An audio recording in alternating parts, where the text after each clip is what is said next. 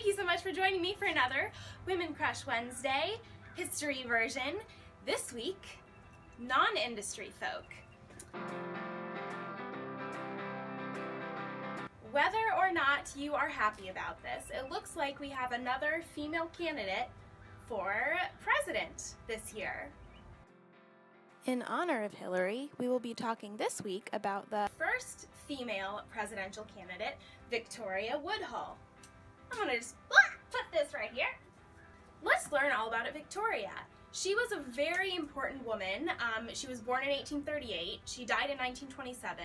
She was very important in her ideas behind women's reform, women equal rights, women's suffrage, all of that jazz. She was a huge proponent of free love. I know, you're thinking like 60s, woo! Actually, not that type of free love. Free love for Victoria meant a woman's ability to marry, divorce, bear children without government interference.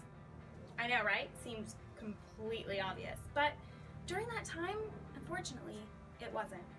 So, let's learn a little bit more about badass Woman Crush Wednesday, Victoria. She went from rags to riches 2 times.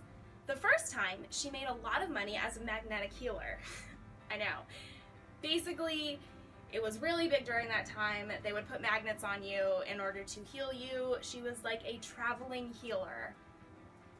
Pretty interesting. Also, did 2 other crazy things. She opened her own brokerage firm with her sister on Wall Street. And this was the first female brokerage firm ever opened. And she was actually called the Queen of Finance by the New York Herald. Very interesting. But cool, right? She also, with this same sister, opened a newspaper in 1870, which is how she actually announced her candidacy in 1871.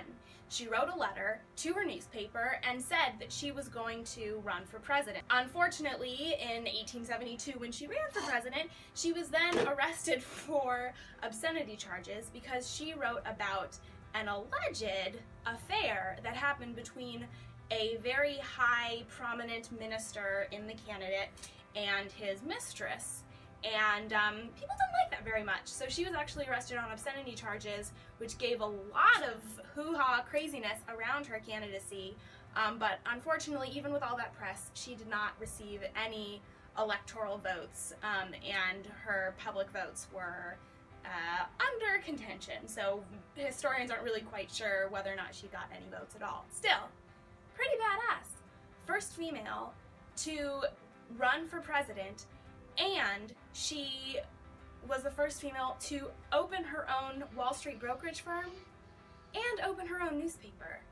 This woman is just like breaking boundaries all over the place. Glass ceiling, right through it. Pretty cool. Thanks so much for joining me. Make sure to tune in next week.